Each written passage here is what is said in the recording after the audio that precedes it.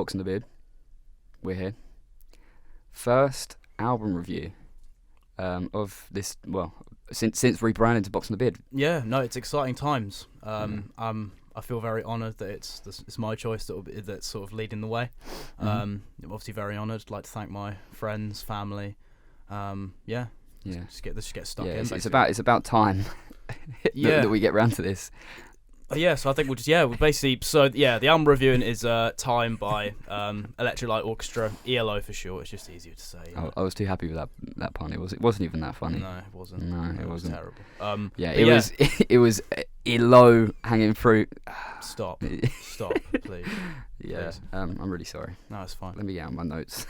But so basically, it was released in 1981, July, I believe. I've forgotten the exact date, which I think it was 1st of July, but I'll probably get corrected by it in the comment section, so I'll look forward to that. Mm-hmm. So basically, it's it's a concept album, isn't it? I'd say it's definitely heavily a concept album.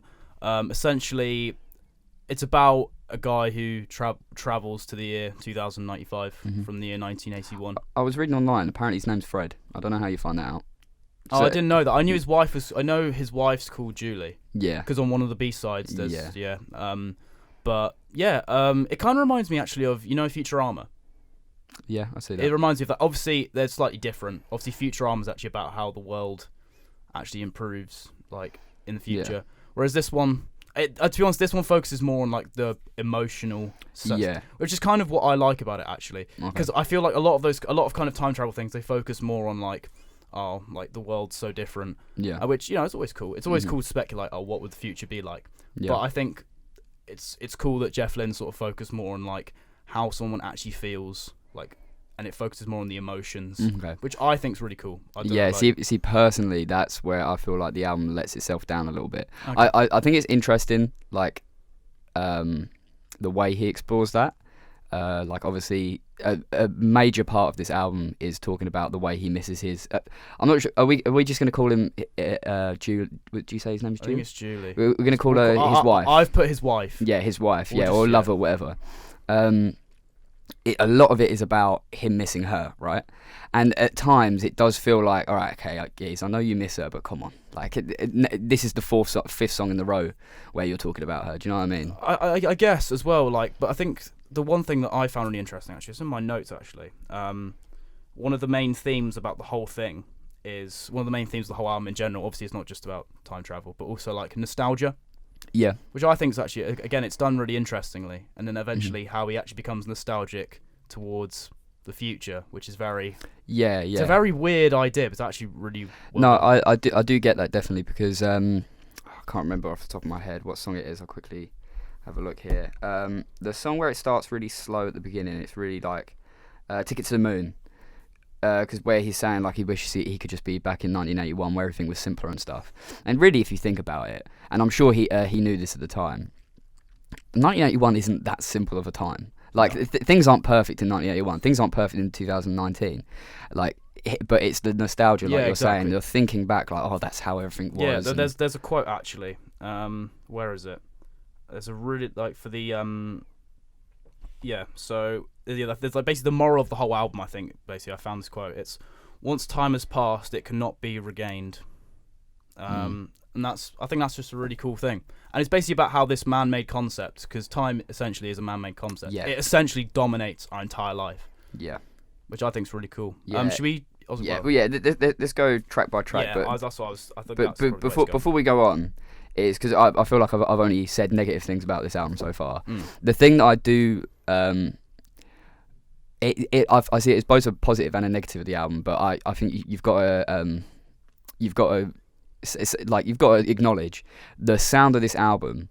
It sounds very much like a futuristic musical, like tragedy. It's a tragedy. The thing is, it combines, like, from looking at like the different genres, like from looking this up. There's so many different genres. You've got obviously new wave, synth pop, rock, opera, and like a bit of progressive rock. I mean, it says progressive rock on the scripts. It's not that progressive rock. It's more the others. It's got rock and roll in there as well, which we'll get onto. That's the beauty of ELO. It combines. That's the beauty of ELO. They combine like strings and old school rock and roll. Like they have like so many influences. It's like you know, Yeah. there's so many different things going on in each track. Should we just get stuck into the prologue? So What do you think? Prologue. Obviously, it's not really a track you can really super dissect, but I feel like it sets the scene really well for what to expect from the album. I like the quote, "As you tread the halls of sanity." It's something really interesting about that quote, because especially, like you said, the emotional side of it, but also like I guess mental health side of it, is that if you were but by the looks of what you can read through the lyrics, is he was unwillingly thrown into 2095, isn't it? Yeah, 2095, and the guy or woman whoever's transported him there is no longer there, and he can't get back. That has got to send your mind straight away. It's got to send your mind like to some crazy place. So I like the idea of treading like the path of sanity. Yeah, I mean, the whole thing that I find really cool about this album, and I don't, some people may find this as a negative, but I kind of like it. It's some bits of it are very ambiguous, but I like that because it allows you to sort of it allows the person and the listener to sort of create their own vision of how it happened, which I think is really cool. I agree with you there. It's very much. I feel like that's the beauty of art, really, is that you can have multiple like readings into one thing, even if it's not the right thing, it's still there is no right thing in art, and that's what I love about not only music but art in general, movies, and painting and stuff like that. But thing is as well, it's a fantastic transition into the next track. The thing is with this album as a whole, like sometimes I will listen to some of the songs on the album individually. And pretty much most of them, like when you listen to it from the start, it still sounds like a normal track. Like the transitions for the most part are really well done. But when you listen to it as an album, like the transitions are like really good. Yeah, this is the best transition. Yeah, it's so good. That's what the start of like Twilight it goes like da da da da, and then like it's like it's a great like sort of just synth like pop like, and if you feel like you like the journey's begun, you're sort of like just zooming through time, and like I think this is like. Yeah, it's one of the best tracks on the album. I think there's definitely a lot of I see people talk about synths online and calling it synth porn.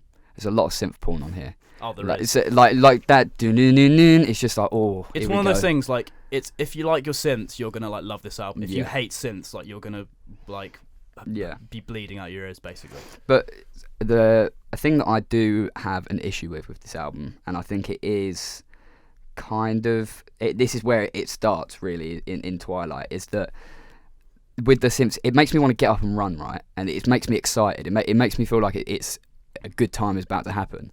But this album is really sad, and I feel like apart from in the first section of Ticket to the Moon and later on in Another Heartbreaks, there's not really that much like sad sounding songs, if you get what I mean.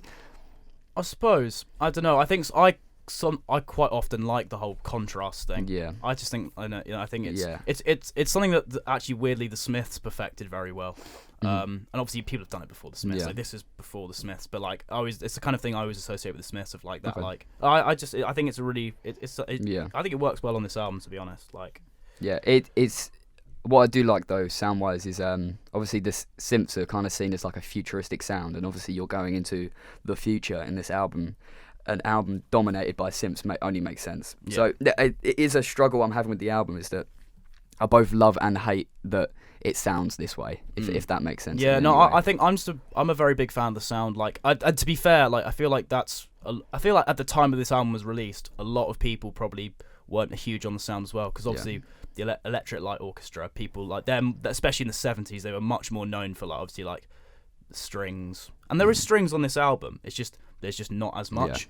But I think on this album, like the synths, because of the whole basis of the album, like the synths aren't it's not like they've just done it for no reason. Like but yeah, yours truly, 2095. What is your thoughts? One of my favourite tracks on the album. Yeah, the chaos. It's since like listening to this more intensely for the album review, it's grown on me a lot, and I love how chaotic like the opening is as well. Yeah, it's another fantastic transition. I keep calling it a fantrition. Yeah. By accident. But yeah, no, really, I feel like the panic, like you're saying, really embodies the panic that the protagonist would be feeling, because I feel like in the last track with the it's kind of like wonder and a bit of excitement and stuff, and then. Because which would be your first reaction? It's like, exactly. Oh my god, I'm in 2095, and then he's like, all right, okay, I'm in 2095. How do I go home? Yeah, and it's very weird as well, because they have like obviously like he obviously finds like this robot woman. Yeah. And it's very weird because like, obviously like in the future they obviously have programmed like women, and they program them to be like perfect. But like it's interesting how he explores like it's like the fact that she's so nice and so perfect all the time. It's actually like the worst thing in the entire world. There's a lack of human connection here. I like the with the little chorus at the end with "Is it what you want?" And obviously it's talking about the robot saying, "Oh, is this what you want? Is this what you really want? Do you want me to do this?" But then it also kind of works as a question to the audience, I feel like, as do you want technology to go this far, and do you want this to be our future? Like, do you want human connection to no longer be a thing? I think I don't know if it was this track or maybe the last track where there's a line about walking around a broken town and nobody speaking. Oh no, I think that's I think that might be a later track. Okay, actually. It might be a later track, but we'll get to that. Yeah, it's in a similar vein in the way that it's talking about the way technology has moved on is taking away from human interaction, and I like that thought. But the idea of love changing over time as well is something very interesting. People say love is dead now, which is interesting. But do you think by 2095 we will have robot girlfriends? I mean, maybe not me and you because we might be a bit old by then. I don't know. Well, we'll probably be. Well, we most likely will probably not be alive. I mean, I'd like to be alive just Wait, how long is? We'll be. Well, I'll be like what 90. We'll both be like 96. Oh, I could do that. I reckon. It depends. To be fair, you're more likely to than I am. I mean, I'm going vegan after uni. I'll hit the gym and I'll be there. No, fair enough. Technology and medicine's getting up there. Maybe I will get, what was her name? Julie. Well, his wife Julie's in 1981. Yeah, but Julie's probably the name of the robot as well. Oh, probably. Yeah, it's never specified. Yeah. It probably should have been though. Yeah, it feels like he made the robot based out of of Julie, course. right? Yeah, I think as well, just as well before we finish talking about the track, I love as well like the start of this track. There's like this like vocal effect, so it sounds like he's like talking through like some communication device. That's just a really subtle thing that I'd really liked. I think it makes sense as well because obviously robot. Yeah, exactly. Yeah. It's one of those things like it didn't need to be done, but it's just a nice subtle thing that it's pleasant on the ears. It's really cool. Ticket to the Moon. Next track. This track and the next track, I think, are the two best vocal performances on the album. Jeff Lynne's got a very emotive voice, and I think on this track and the next track, I think it's the next track as well, he utilises it really well.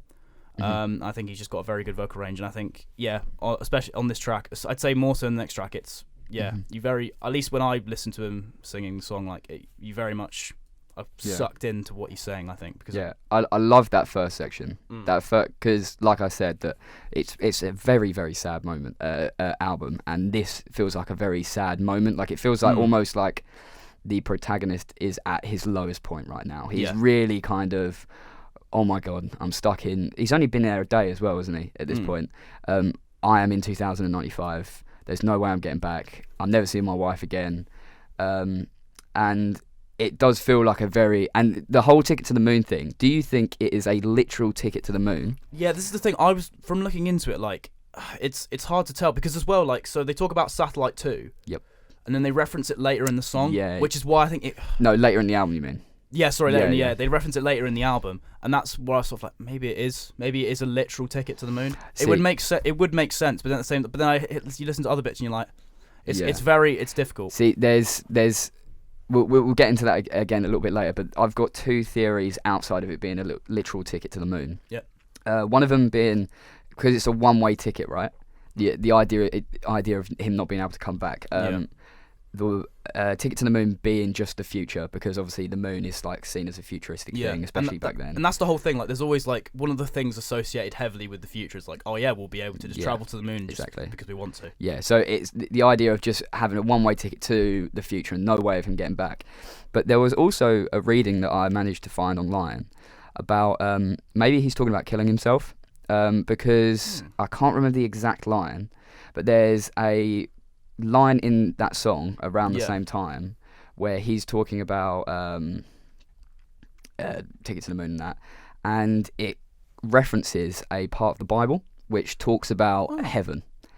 But obviously it's quite a loose one, so I'm not 100% sure of that. Yeah, that might just be a but bit. then it does make sense later on in the album, which we'll get to. Yeah, another thing I found interesting as well. So obviously, like, there's a bit at the beginning where he says, like, "I remember the good old 1980s." The song is written in 1980. Yeah, I think that's really. It's like the whole thing about nostalgia as well, like this fake nostalgia. Like he's essentially written a song about like, oh, isn't the 80s so great? Like yeah. In it's just and the guy left in 1981. Exactly. So, like, yeah. It's exactly. I think that. Yeah. Do you think by 2095 we'll be able to get a ticket to the moon? I hope so. You hope so? I'd be cool. I'd like to go. How long did it take? As long as it's eco-friendly, obviously. I don't know about that. Well, somehow. Yeah. Come on, we'll be. You know, if we have robot girlfriends, surely we can. You know. Did you see what? This is quite off topic, but you know Elon Musk. Yeah. He did like some talk or something with like the richest man from China. Have you seen this talk? I haven't. No. Basically, because Elon Musk was obviously he has SpaceX and stuff. Yeah. And the Chinese guy said that he'll never go to the moon unless there's a ladder taking him there. It's just such a weird. He was a weird guy. I recommend watching it. Anyone who hasn't seen it, because it is funny. Because Elon Musk is just like, what is this guy talking about the whole time? But one last thing. There is a beautiful little bridge near the end of that song, which I was very much happy to hear. But yeah, I don't love the track, but it's alright. It's decent. I'm a sucker for it. I think mainly just the vocal is just it just hits me here. You know what I mean? But this next track, it's the best track on the album, in my opinion. It's one of my favorite ELO songs ever. I'd say it's the most underrated ELO song. I love this song, man. It's so good. I was gonna say it's probably one of my least favorite tracks on the album. Song, man. It's so good. It's not my least favorite song. We'll get on to my least favorite song. I'm a big sucker for this song. It's so good. I could take. The thing is, I could take or leave it. Like I don't hate that it's on the album. It's not like if I was to remake this album, there is a track on this album that I would remove. Okay. It's not this album. It's not this album. I'll be interested to hear which one it is. Yeah, it's not this song. No. But I just feel like this is the start of him covering everything that he's already covered. The fact that he can't go back to 1981, the fact he misses his lover, the fact he feels lost, the lack of human interaction. It feels like we're walking over ground that we've already walked on. I don't know, because I feel like a lot of this song, though, a lot of it's more exploring like just the actual, because obviously it talks more about earlier, like obviously, and like yours truly, 2095, obviously Ticket to the Moon. I feel like that's. I mean, it does do it in this one as well, I guess. But like, it's not just like the emotional side, but it's also, it does actually do a bit of like world building, which the album doesn't do much, but it does the world building in that song. And there's a cool line as well where it's like, as I look around at the strangers in town, the only stranger is me. Or I'm paraphrasing slightly, but no, that's like a really cool. I think I like the world building it does, because it doesn't do it much, but it paints a picture a bit, I think, as well. It does ask the question to me.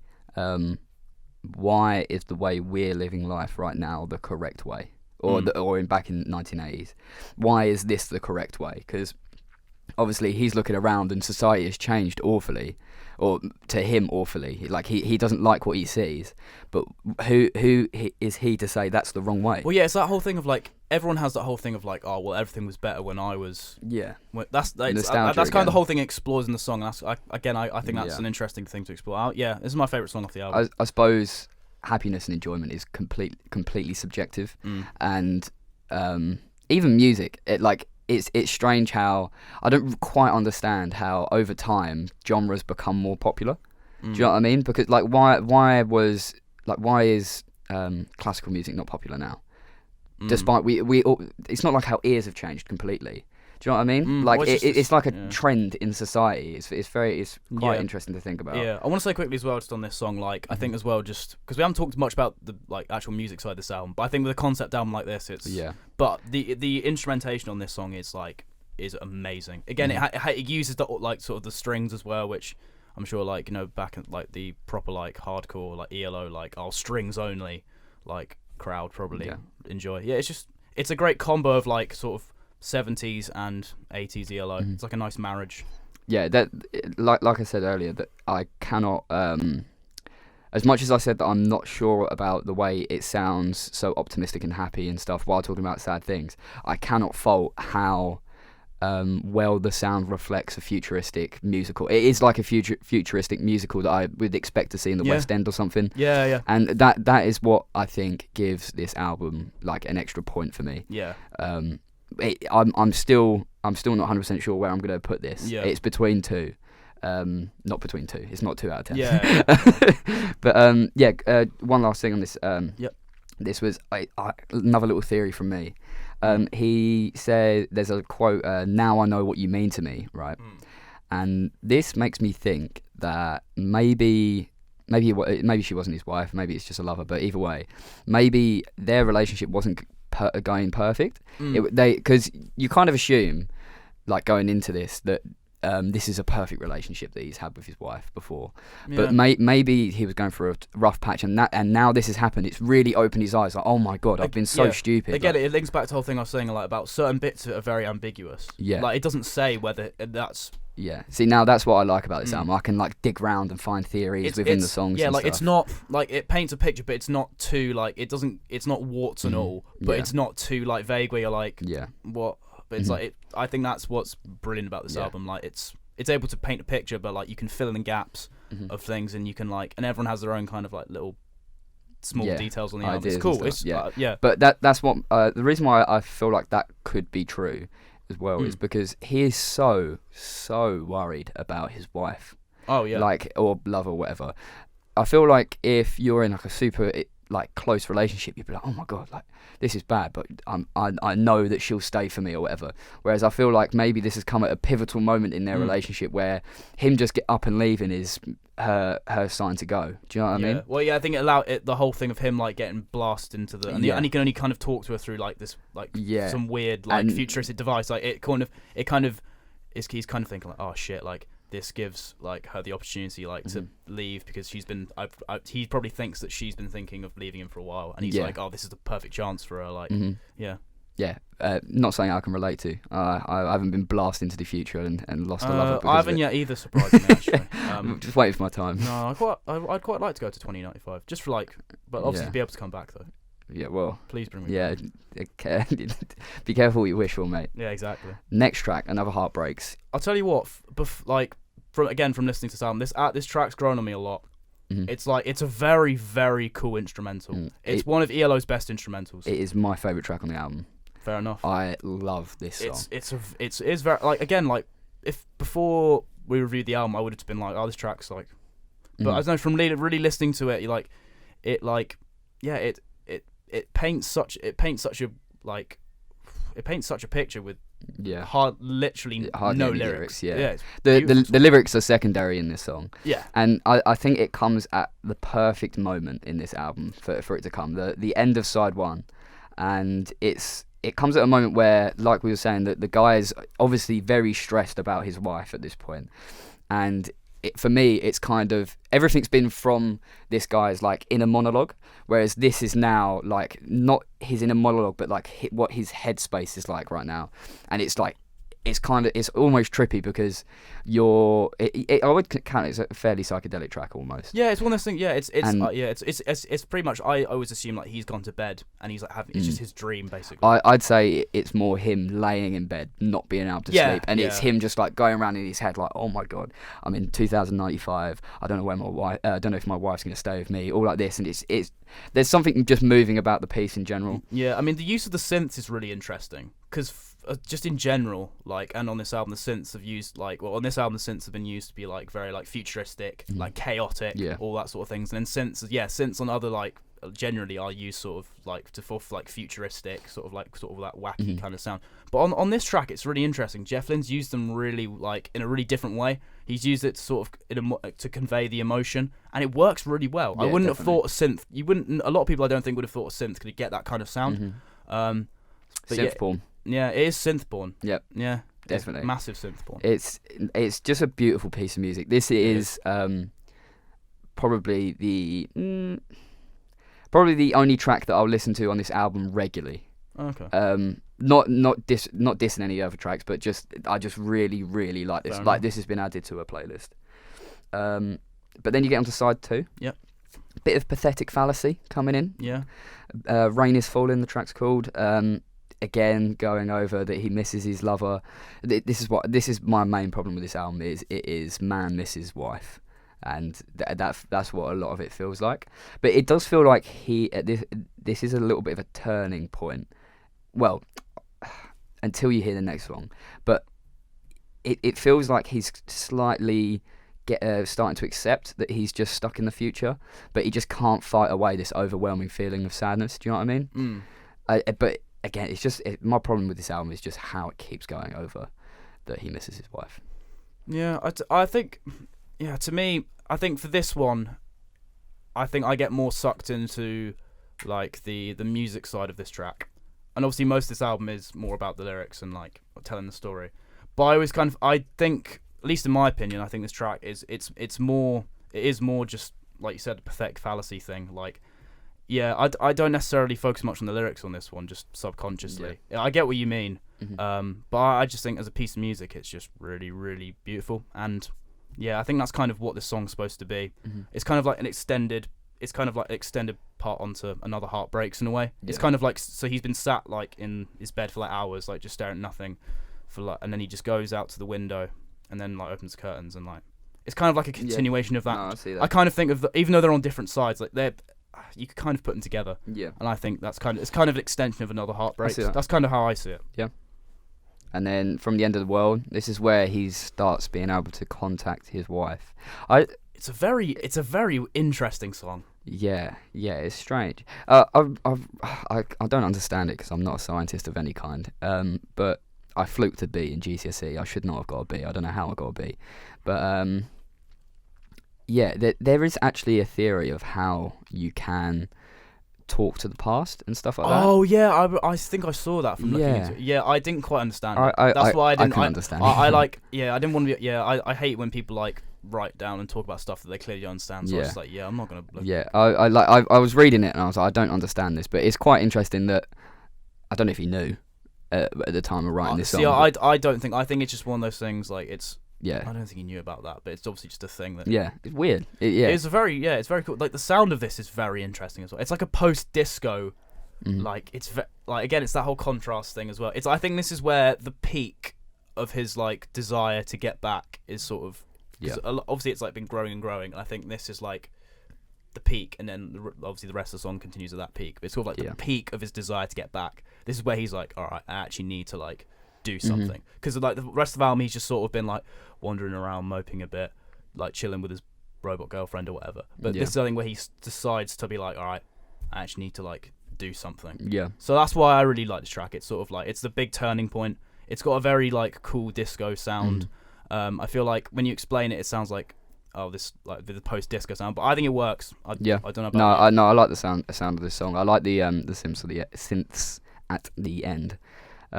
But yeah, again, see, this is where me and you, change a little bit different. I very much focus on the lyrical and the content of a song, whereas you're a little bit more on the musical side of things. And especially on a concept album, as concepty as this, it's not a loose concept album at all. It is very much that this has happened to this man. And I feel like it just keeps going over the same thing over and over. I suppose I just think for me as well, like it's the whole motivation of the thing is the whole motivation for him wanting to get back is his wife. I just feel like they could with an album like an album idea like this, they could have just done so much more with it. I understand the idea of him missing his wife, but that's why I love what's the song back there? I can't remember now. The song. What, Another Heart Breaks? Yours Truly. Oh, Yours Truly 2095. Where, the reason why I like that, and there's another song later on that I like, is because they're talking about him missing his wife, right? But it's not like, oh man, I'm in the future, I miss my wife. It's, oh, I've got this robot girlfriend and I miss my wife and she's not like that. And like, it explores an aspect of the future while still exploring the idea of him missing his wife. And I feel like they could have just done that a little bit more, because I just feel like From the End of the World, I suppose in this you've got the idea of being able to contact his wife, but then the one before, Rain Is Falling, I miss my wife. Another Heart Breaks, I miss my wife. Way Life's Meant to Be, I miss my wife. Is this how things are meant to be? But like, I don't know, I feel like more could have been done. And then the next track again, the lights go down. Man's really misses his wife still. Well, I think. Well, no, it's more. I think there's more to it than that, though, isn't it? Also, like, the whole point is as well, like, his wife is like gone. Oh yeah, yeah. Like his wife's actually gone. That's like the whole lights go down thing. So again, I think there's more to this song than just miss my wife. Like she's actually gone. Yeah.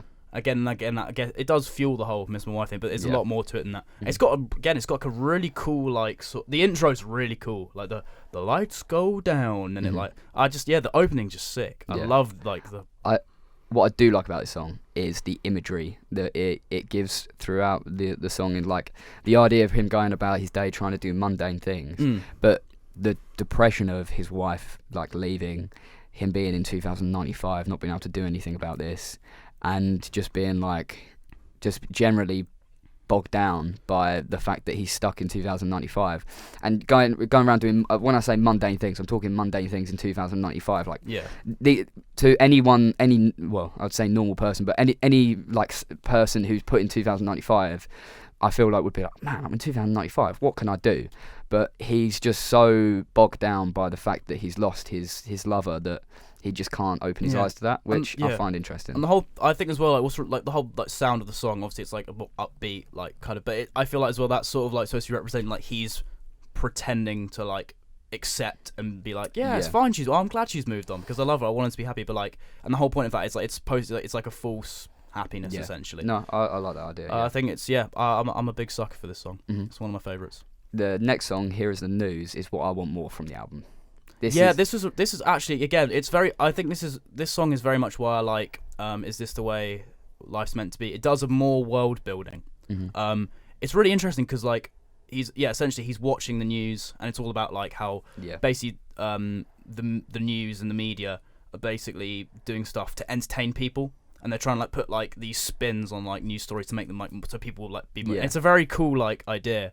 And it's just got a really wicked like sound to it as well. Yeah, it's interesting to think about how news will transform as well, and it's going into the future, and especially as journalists. Yeah, and it's this massive like because for example, if that was us like watching the news in 2095, we'd be all like, whoa, what's this? But he's just like, I think it's really cool how like he's just so not focused on it. It's almost like that's the news on in the background, like, and he's just sort of like, he just doesn't think twice about it. He's just so like, he's so out of touch with reality because he's so like the whole going into 2095 is basically just taken over his entire.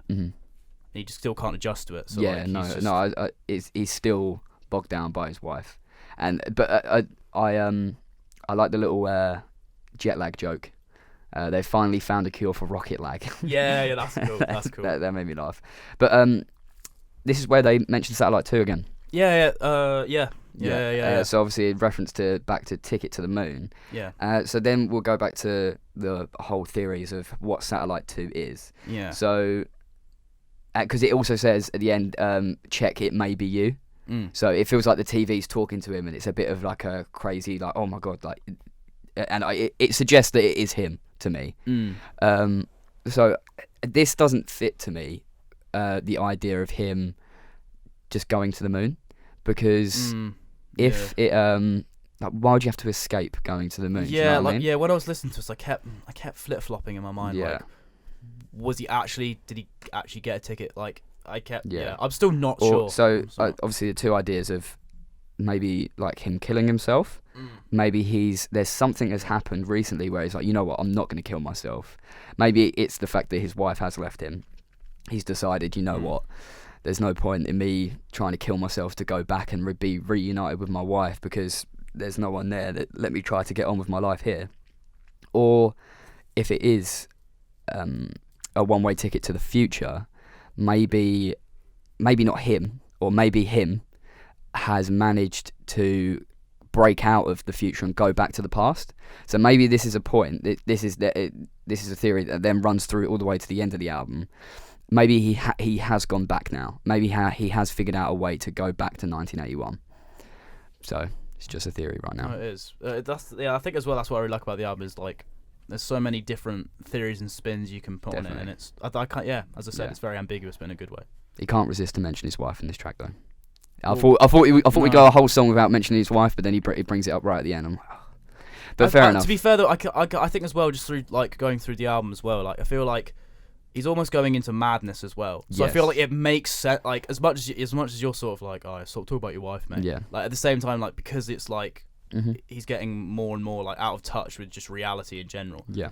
I feel like, I feel like he would be thinking more about his wife even more and more and more, and it like grows. So I feel like, I don't know, maybe I'm just trying to like, maybe that's just sort of, I think no. I think that's why I think that's why he talks more about his wife as the album progresses, and he gets more and more because I completely understand like when things go wrong in that realm of life. I guess you are so obsessed with it because it is the closest human interaction you can have.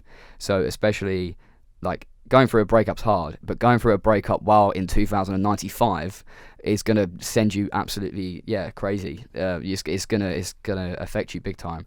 And I do understand that. I just feel like this is a piece of art, not an actual man who's been transformed to 2095. Do you know what I mean? Like there's a difference between, for example, Mount Eerie. A Crow Looked at Me. I don't know if you managed to listen to that yet. No, I actually didn't. But Yet, no. that album tackles the same thing throughout it. His wife dying, right? But it does it in a way that, first off, it's a true story. So it's like, you can't expect this man whose wife just died to then start talking about other things. But also it does it in a way that it explores different avenues of the whole thing. And I just don't know. I don't know. I think this album does do that though. Okay. It does. I think it does do that. But it's like, and I think as well, the kind of whole thing is like he's seeing all this stuff, and like that's. But again, that whole thing just. Yeah. I don't know. I think that's kind of the way I see it. Okay.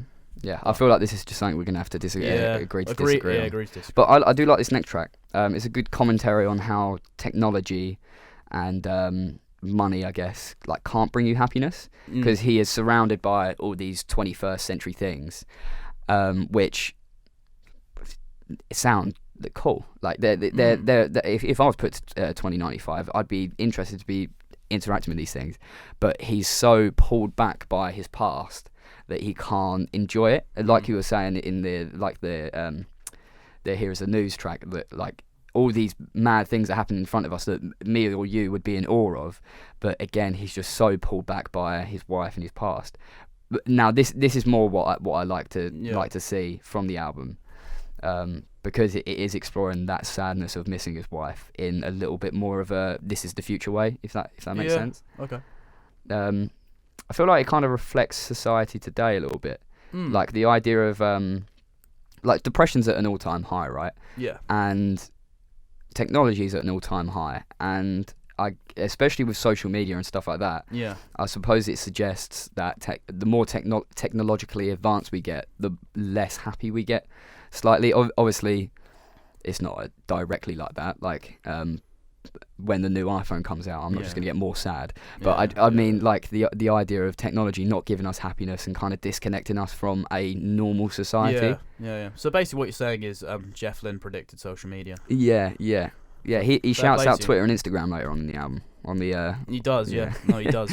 He doesn't. For anyone who's not listened to the album. No, yeah. I have this like hilarious image in my mind of like someone like going out the way to listen to the album. They listen to the track like constantly. I can't hear it. And they like comment like, where is it? Like tell like, it's not actually there. Yeah, one of our 10 viewers. Well, I have 26 subscribers from last checking, so you know, big up. Yeah, maybe one of them would. Possibly. But next track. Hold On Tight. See, now this is my least favourite track on the album. You know what? Going into this album, I was like, I had the feeling you wouldn't like Hold On Tight. I really like musically. I really like the sort of it's similar to, it's a different sound to Twilight, but it still creates that like sort of traveling at a great speed thing, which I really like. And the thing is as well, what's really cool about this is like did he actually travel back, or is it in his head? Like, did he actually do it? Did he go back? Did he not go back? It's a whole thing of like, this song could just be nothing. Like it could just be a vision in his head. He could actually have traveled back. I like that part of the song. I like the theory of him, or has he gone back? Has he not? Has he gone back and then realised, oh my god, my wife has actually left me. There's nothing I can do. It does kind of feel like the song itself. So like I've said, like the previous songs have kind of been his inner monologue, like what he's thinking and what's like he's seeing out of his eyes, and kind of like describing what this man's going through. Whereas this song kind of feels like the devil on the man's shoulder, if that makes sense. Okay. Especially with like my main issue with this song is suddenly we've got a rock and roll track in the middle of a synth heavy album. It just doesn't feel right. It when this song came on, I was like, what? Like, why is this in the middle of this album? It doesn't really make sense to me. It's not in the middle. Right? No. Why is this? Yeah, but it's not like it's not isolated from everything. I don't know. I don't even think as an opener or closer it would have made sense. But like, I don't know. It just feels like a weird shift in the album that it didn't need to take. But the only thing I can do maybe to save that is the idea of it being the devil on the man's shoulder, and like the devil's telling him, oh no, don't accept your fate, don't accept that you're stuck in 2095, don't accept, hold on to your dream, like hold on to you trying to get back with your wife, like, because the man's main issue right now is that he's still stuck on his wife. Like if he just got over his wife and just went and was fine, like, I know it's hard, but like just got over the fact that he's stuck in 2095, got over the fact that he can't be with his wife, he then would be in 2095 and could just live life normally. Yeah. And this song kind of feels like, especially with the rock and roll, kind of chaotic like sound to it, kind of is like, oh yeah, no, just hold on to your dream, you can get back, like, don't worry about it. But again, it just feels like a shift the album didn't need to take, especially at this part of the album. I feel like this part, for me, the direction I would have liked this album to go right here would have been back to a sound like we had on the first side with Another Heart Breaks, where it's a little bit more spacey, a little bit more introspective, and kind of him like really reflecting on kind of almost a conclusion to the album, of him like, oh my god, this is where I'm at. I miss my wife. I really miss my wife. I miss my wife again, but like in a more like sit back, like tripping out kind of way, like him like float, because with Another Heart Breaks, it makes me think of him like floating through space, just like, oh my god, what's going on here? And I'd love to hear that again at the end. Now he's kind of near the end of his journey, or completed his journey. I can see that. I don't know. I just feel like it would have been one that I feel like if they did do that, I then feel like maybe your complaint would be like, oh, it's basically the same as Another Heart Breaks. Like, we already have that track. Yeah, like, but I'd want more lyrics on the song. I mean, the sound. No, I get that. I just feel like your complaint there would be like, oh, it just sounds very similar. That. So it's a tough one. But I think another thing I really like about the song as well, it's like obviously he's travelled forward in time, but as in like with him, but him actually like existing, if that makes sense. That whole time period of what's happened, it's not actually a very long period of time. And it's that whole thing. I say it's a really interesting like thing of like, you know, some like so much can happen in such a short period of time. I think that's why I think I'm I like Hold On Tight. It's not, I think there are majority of the tracks are better than it, but like, you know, I'm very content with it being there. I very much like the song. So yeah, another thing was, I just feel like if Hold On Tight was removed, Epilogue, the closer of the album, would have made more sense, because it repeats some of the lyrics from 21st Century Man in the closer, and it goes again from rock and roll style to this, and it just kind of feels slightly out of place, if you get me. I don't know. I feel like, I mean, in general, I think I might be misremembering, but I think the epilogue it like sort of revisits a few tracks subtly. So I think that's what it's trying to do. I think that's kind of why it's. I think obviously it references 21st. I think it references a couple of the other songs as well. I think I could be wrong on that. I might just misremember. I might be having Mandela effect. Yeah, no, it does sum up the album in the last track. It kind of does cover the motifs of the album, but I just feel like if you'd removed that last Hold On Tight track before it, it just would have flowed a little bit better this half of the album. I do think the first side is better, but we'll get onto that in a second. I agree. But I suppose this is the final chapter of the story. You're stuck. It is an ambiguous ending. Yeah, no, that's what I really like. Yeah. I'm really glad that it's not like, oh yeah, he went back and he saw his wife and they like everything's fine. It's like, no, I do like it. Like it. But what do you think has happened then? Do you think the man has gone back to 1981, seen that his wife's not getting back with him, is like, oh my god, I've really messed up here? No, I think he's stuck there. I think he's stuck there. He's stuck there. Like I think that whole Hold On Tight and epilogue, it's like, he just imagined it. Like I almost like to think he's sort of gone so insane that like he's essentially living out his life in the 80s in his head. Like he's like just gone in on himself, so he doesn't actually live in he just lives like in this. Yeah, and it links back to the whole nostalgia. Like he's creating his own nostalgia because he has none because he's gone to the future. It goes back to the first track, the line that I picked out, as you tread the halls of sanity. Yeah, and like I said, that line I think really does sum up the adventure you're about to go through. That it is.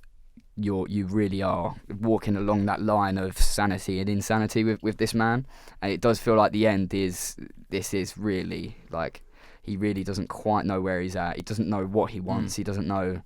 He doesn't know anything really. If you really think about it, he doesn't know what he wants. He doesn't know where he's at. He doesn't know what to do. Like he's completely lost, and it makes sense that he's been sent insane from this, but. Unless you have anything else to say about that song, I feel. I just think I think the prologue opens it very nicely, and the epilogue fits that as well. I think it opens and closes very, very well. Yeah. So yeah, I think that's wraps up. I think it also. Oh yeah. Go on. Just one last thing. Also solidifies the idea of it being like a musical. Yeah, I'm still amazed like that no one's like thought like, oh yeah, we'll make a film about like based on this. I think it'd be brilliant on like stage. It'd be so you could do like a stage play. I think it'd be brilliant. Yeah, it'd be interesting. Might have to write it.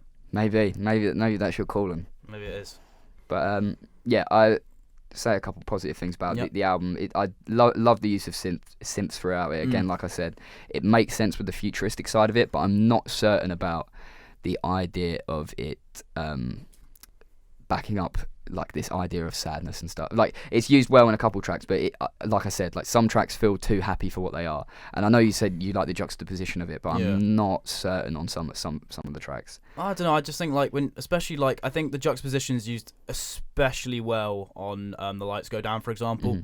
Like no, I like that track. Yeah, I think that's the best example of it. I'm just a big sucker for like. Yeah, I'm not saying it's not done well. No, No, I think in general there are certain things that I'm just a big sucker for. I'm a big sucker for juxtapositions. I don't know why. I do love the tracks Yours Truly, 2095, and I absolutely love Another Heartbreaks. Like I will visit that track multiple times. I think for me, I'm a big sucker for Twilight. Not the film franchise. Yeah, that would probably be my third favourite track. Twilight, I'm a sucker for. Yours Truly's grown on me a lot.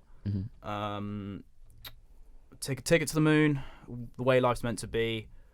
Another Heartbreak. Pretty much all of side one. I really, really enjoy. Yeah. To be honest, Here Is the News. I think that's probably the best track on side two. As well. Hold on tight's really decent. I'd say 21st Century Man's probably my favourite track on the second half. Oh, Rain is Falling as well. And then Here Is the News for me. But honestly, if this album was only side one, it would get a much better rating than what I'm going to give it. Okay. What I guess just a quick conclusion and rating. Yeah. So to conclude, like I can't fault the sound of it. Like I said, really paints the picture of a futuristic like musical tragedy. There's some beautiful musical moments that I didn't really touch on like going through it. I've struggled, like I don't really know much about music theory or anything like that, but there's some moments where you can just sit back, close your eyes, and you just some beautiful bits of music in there. But again, my main issue with this album is the idea of the concept. When you told me that this is a concept album about a man who's been put into 2095, I was like, man, this could be great. And I just feel like they kind of missed the spot with a lot of it. I know we just disagree on that. I just feel like they could have taken it a bit further, and I'm still stuck between two ratings. Okay. So I don't do 0.5s, but what I'm gonna say is a proper Fantano style. Okay. It's a high rating inside 6 for me. It's a high 6 for me. High 6. Yeah, or it close to a low 7. Honestly, if Hold On Tight wasn't on this album, it takes it down a point. Hold On Tight takes it down a point, and Another Heartbreaks puts it up a point. So like, yeah, it's hard. It's hard. It's a 6 or a 7 for me. I'm gonna have to go for 6. Okay. See, before before going into this, listening to it before, because I did the album for quite a fair amount of time. I think I would have given it an 8. To be honest, it's not changed too much. I think the most recent listen that I had of it, so yesterday, I think that's probably. I think for me, this album, every time I listen to it, it gets better and better. I find out more about it. I really like the direction actually the album goes. I think because it is very easy to sort of like just describe what you can see, but I like the sort of exploring the inner emotions of how someone would feel, and like I know you're sort of saying like, oh, he sort of like mentions his wife too much and it's all about focuses on that, but I think as the album goes along, it's like this guy slowly going like into like insanity, and I feel like that's why it happens more and more as the album progresses. Maybe Jeff Lynne maybe that's not true. Maybe he was just like, the guy's sad, isn't he? I don't know. But as an overall rating, I think I'd push it up to an 8.5. Okay. I feel an 8.5 at the minute, but I may change that back to an 8. But at the minute, I'm feeling an 8.5. I just had a very good time listening to it yesterday. Yeah. I do want to clarify as well, because I feel like some people see a 6 out of 10 as a bad rating. A 6 is a positive rating. I liked the album. I didn't dislike the album in any way. Like, I enjoyed the experience, and I probably will listen to it again. Yeah. But it's just, I think anything 7 and above is like one of my favorite, like really enjoyable. Really love the album. Yeah, for me, like I'd say anything 8 and higher is sort of like, oh, these are like really high tier albums, and I put this one in. I think it's one of the most underrated concept albums. Okay. I think when people talk about concept albums, they never really talk about this one. In my opinion, I think it deserves a lot more recognition. I think there's a lot of. I just think as well. I just think Jeff Lynne is a brilliant producer and musician. He does like all the producing himself, like all the strings, all that stuff. Like he composes all the stuff. Like the man is like a very, very talented musician, and I think in this album it comes across. I'd say there's a couple more ELO albums that are better, more just to do like just sonically. Yeah. But yeah, no. When I was looking this up, it really did because I was watching the music videos and stuff. Going in the comments section, it really does divide the ELO fan base. It seems like a lot of people love it and a lot of people hate it. Yeah, I think the kind of consensus I've gotten from my exposure to the ELO fan base is like, amongst the ELO fan base, like I've seen a mostly positive reception to it. I think it's probably more people like close to our age, I think, really like this album, because like it's one of those things like you can look back on the album and it's part of the discography, whereas I feel like probably people who like lived it, because the sound was different, people were like, oh, this isn't ELO, whereas now like the synths are more popular now than they ever were. I never really got the hate of synths. I think that when used correctly, they're very good, and I think it's used very well on this album. Yeah. So what's the next album we're going to review? I'm not sure. It's up to you, mate. It's your pick. I feel like I know I told you I wanted to review Pinback's self-titled album, but I don't think I can hack it. Like it's one of those albums that are like, those albums that's just so close to you. Like, they've got a special place in my heart that I don't want to have to go through it and just pick it apart and then realise it's actually a really bad album. It's not a bad album. I recommend you listen to it still, but like I don't want to ruin the memory of it in my head. But I feel like Visions of a Life by Wolf Alice would be an interesting one to go through, because I've given that a listen. I listened to it over summer at least once. I do remember it like it. Yeah. The year it came out, it was one of my favourite albums of the year, and it won the Mercury Prize, and I was happy about that. Yeah. But it'd be nice to go back and listen to it again.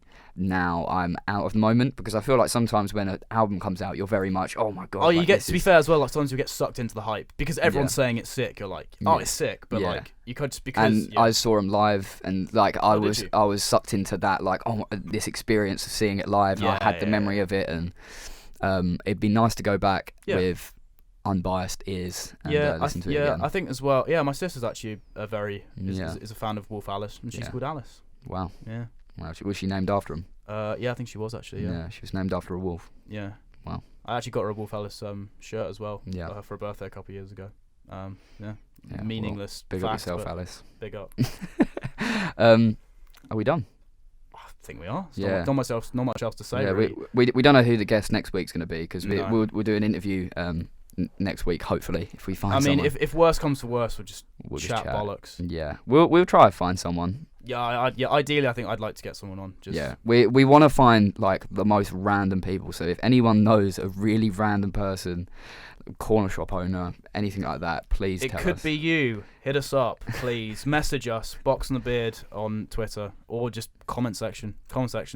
Yeah. It's not like the comment section's gonna be layered with like comments, is it? Yeah, no, not really. It's not gonna be like, oh, come to Brazil. You never know. We'll try to get some K-pop fans in. Yeah, that's something I just have no idea. I don't. We'll review a K-pop album. BTS. Let's get them on. I feel like we'd get absolutely rinsed though. Yeah, we like the K-pop fan base is like, mate, they're big. It's brutal. Yeah, it's BTS scary. And the Beatles. It's scary. Yeah. I mean, in a way. I mean, if I was BTS, I'd rather focus on being the first BTS than being. I never get the whole thing of like, oh, so and so's the next.